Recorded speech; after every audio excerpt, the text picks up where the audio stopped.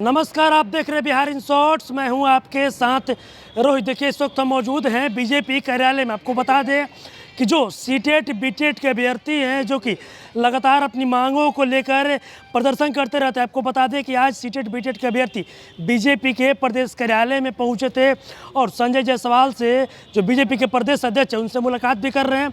आपको हम विजुअल के माध्यम से दिखाएंगे कि देखिए किस तरीके से जो बीजेपी के प्रदेश अध्यक्ष संजय जायसवाल उन लोगों से जो सीटेट बीटेट के अभ्यर्थी है वो मुलाकात कर रहे हैं। वहीं आपको बता दें कि मुलाकात करने के बाद जो बीजेपी के प्रदेश अध्यक्ष हैं संजय जायसवाल ने बिहार के मुख्यमंत्री नीतीश कुमार पर और उप मुख्यमंत्री तेजस्वी यादव पर जमकर बरसे। और क्या कुछ कर रहे हैं आप देखिए इस वीडियो में।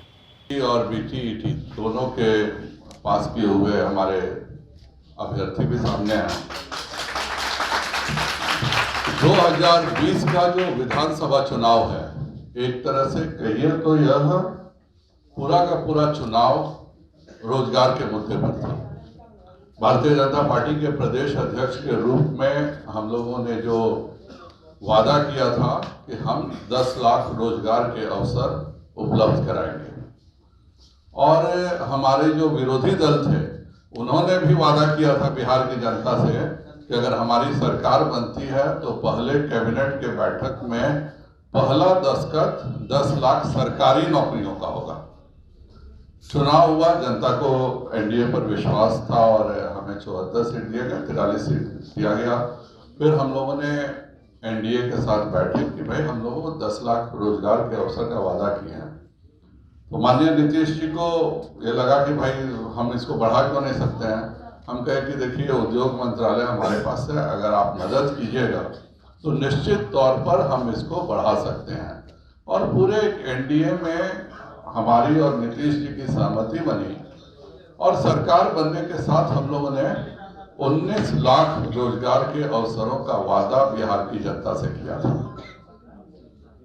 हम सब लगातार उस पर काम करते रहे। काम दो तरह से हुआ, एक सरकारी नौकरी के रूप में, एक दूसरे के रूप में। नीतीश जी के साथ मिल करके हम लोगों ने पूरी कितनी नौकरी खाली है वह हम लोगों ने इसका जांच किया। 2,35,000 नौकरियां, सरकारी नौकरियां उस समय बिहार में उपलब्ध थी। तो एक योजना बनी कि हम 2,35,000 ये सरकारी नौकरियों को देंगे और बाकी 17 लाख लोगों के लिए हम इंडस्ट्री में इस तरह की योजनाएं बनाएंगे कि 17 लाख लोगों को रोजगार हमारे उद्योग के माध्यम से, अन्य माध्यमों से मिल सके। और उस पूरे 2,35,000 में 1,15,000 नौकरियां जो थी वह सिर्फ और सिर्फ शिक्षा विभाग की निकली थी। इस पर हम लोगों ने लगातार काम करना भी शुरू किया। मार्च में लगभग यह फाइनल हो गया कि ठीक है, विजय जी से भी बात हुई थी, सबकी बात हुई थी, और यह केवल बात तो होना काफी नहीं है। उस समय के तत्कालीन शिक्षा मंत्री जी ने सदन में यह आश्वासन दिया। हम लोगों ने जब यह निर्णय कर लिया कि हम 1,15,000 नौकरियां शिक्षकों की देंगे, तो बकायदा विजय चौधरी जी ने शिक्षा मंत्री के रूप में, और सबसे जो दिलचस्प बात यह है कि प्रश्नकर्ता वह व्यक्ति थे जो आज स्वयं शिक्षा मंत्री हैं, और उन्होंने यह प्रश्न, चंद्रशेखर जी ने यह प्रश्न किया शिक्षा मंत्री से कि क्या हुआ शिक्षकों का, और विजय चौधरी जी जदयू के और भाजपा के एक शिक्षा मंत्री के नाते उन्होंने वादा किया कि हमारे पास सीटीईटी और बीटीईटी के अभ्यर्थियों की एक बहुत बड़ी संख्या है और हम इन सबों को निश्चित तौर पर नौकरी देंगे। यह सदन में एनडीए के शिक्षा मंत्री के द्वारा दिया गया बयान है। आप चाहें तो आप सबों को मैं दे भी सकता हूं। यह प्रश्न हुआ था माननीय चंद्रशेखर जी के द्वारा 25/6/2022 को।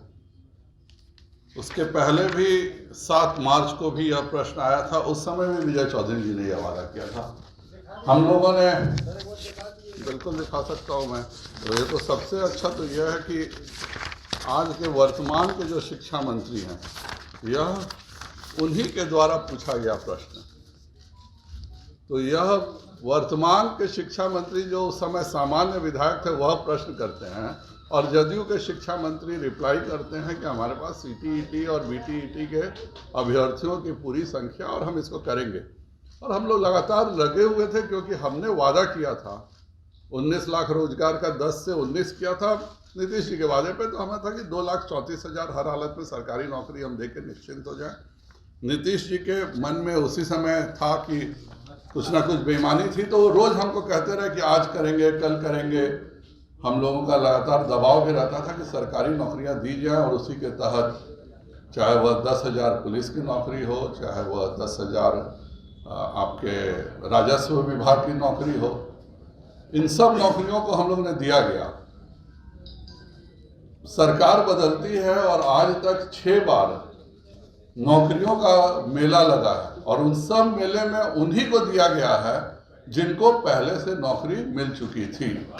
इतिहास में गांधी मैदान में पहला उदाहरण मिला होगा कि एक व्यक्ति 10,000 लोगों को नियुक्ति पत्र दिया जा रहा है।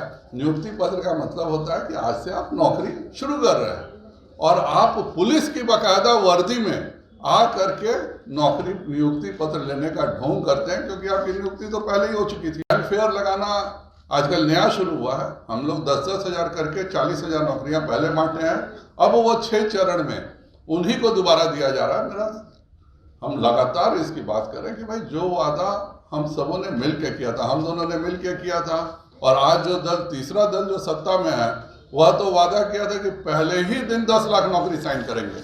हम लोग खुद नीतीश जी भी मजाक उड़ाते थे कि तुम्हारे बाबूजी क्या जेल से ला करके नौकरी देंगे 10 लाख। तो उस समय आज जब साथ बैठे हैं तो अब तो नीतीश जी जानते हैं कि उनके बाबूजी कहाँ से ला के देंगे, तो उनको तो 10 लाख नौकरी सबसे पहले देना चाहिए, क्योंकि नीतीश जी तो बाकायदा सदन में पूछे थे कि तुम्हारे बाबूजी 10 लाख, हम लोग बोले कि 2,34,000 खाली है, 10 लाख नौकरी कहाँ से ला के दीजिएगा, तो बोले कि नकली नोट छाप के देंगे। ये सब नीतीश जी का वक्तव्य है, ये मेरा वक्तव्य नहीं है और बाकायदा सदन में वक्तव्य है। तो भारतीय जनता पार्टी अपनी जिम्मेवारी से मुक्त नहीं हो सकती है, क्योंकि हमने सरकार हमारी बनी थी, हमारी और एनडीए की, और इसलिए भाजपा ने यह निर्णय लिया है कि इस मुद्दे को अब भारतीय जनता पार्टी लेगी, क्योंकि आज तक जिन्होंने वादा किया था उन्होंने कुछ नहीं किया। और जिसने वादा किया था 10 लाख नौकरी देंगे, यार तुम्हारे पास तो सबसे बड़ा मौका है, कुछ भी नहीं करना है, सारी तैयारी कंप्लीट है, सेंट्रलाइज आप एक बार मॉनिटरिंग स्टार्ट कीजिए और जॉब दे दीजिए। और ये जॉब देते तो वाकई भाजपा को भी बोलने के लिए कुछ नहीं रहता, क्योंकि पहली बार एक ऐसी नौकरी मिलती जो इस सरकार की नौकरी थी। वरना आज तक आप लाखों रुपए टीवी चैनल्स को और अखबार पे खर्च करके जो 8 अगस्त के पहले की नौकरी है उसी को दे रहे हैं। तो मेरा सरकार से एक जिम्मेदार विपक्ष के नाते रहेगा अनुरोध कि इस मुद्दे को अब भाजपा खुद लेने जा रही है, और 13 दिसंबर से जो विधानसभा है, भारतीय जनता पार्टी अगर इसका निदान 13 दिसंबर तक नहीं निकाला गया तो किसी कीमत पर हम सदन नहीं चलने देंगे। और दोनों को जवाब देना होगा कि किस नाते आपने 10 लाख नौकरी का वादा किया था, अब 10 लाख मत दो, हम भी जानते हैं झूठ बोले थे तुम, हम लोग कोई आश्चर्य नहीं है, लेकिन जो मिला होगा उसको तो दो कम से कम आप। तो इसके लिए भी हम लगातार करेंगे, हर हालत में यह नौकरी मिलनी चाहिए। और मैं आज भी निवेदन कर रहा हूं कि हमारा आपका या किसी का भी राजनीतिक विवाद हो सकता है, लेकिन बिहार के विकास को लेकर के कोई विवाद नहीं है। आज तक आपने 5 महीने 4 महीने बीतने के बाद एक नौकरी नहीं दी है। कम से कम इन सीटीईटी और बीटीईटी के बच्चों को नौकरी देकर पहले नौकरी की तो शुरुआत करें। 10 लाख का हिसाब आपसे बाद में पूछेंगे, यह करें और हर हालत में हम विधानसभा में इसके निर्णायक स्थिति करने के बाद ही विधानसभा शांति से चलेगी। तो अभी आपने देखा जो बीजेपी के प्रदेश अध्यक्ष हैं संजय जायसवाल, उन्होंने साफ साफ नीतीश कुमार को और तेजस्वी यादव को चेता दिया। आपको बता दें कि आज जो सीटेट बीटेट के अभ्यर्थी थे वो अपनी शिक्षक बहाली को लेकर आज मिलने आए थे, और जो बीजेपी के प्रदेश अध्यक्ष हैं संजय जायसवाल, उन्होंने साफ साफ कहा दिया कि अगर शिक्षक बहाली की जो प्रक्रिया है, अगर इस बार महागठबंधन की सरकार इसको पूरा नहीं करती है तो आने वाला जो विधानसभा सत्र है हम उसको चलने नहीं देंगे। और भी क्या कुछ कह रहे थे संजय जायसवाल आपने इस वीडियो में देखा। बस इसी तरह की तमाम खबरों के साथ अपने साथ जुड़े रहें, तब तक के लिए धन्यवाद।